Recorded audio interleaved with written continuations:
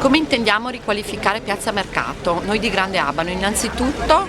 bloccheremo il progetto previsto di creare questa specie di nuovo centro commerciale che era previsto dalla precedente amministrazione. Noi vogliamo che Piazza Mercato resti Piazza Mercato,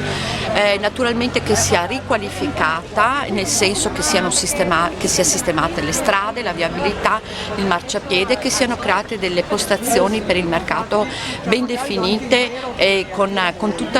quegli elementi anche di arredo urbano che sono importanti per abbellire una zona come questa, e che il mercato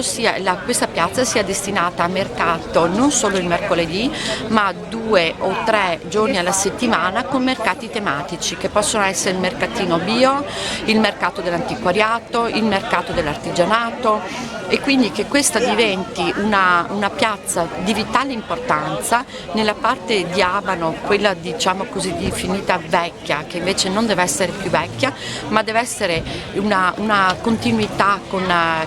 Abano, la porta d'ingresso, che ha una destinazione ben precisa, che però è appunto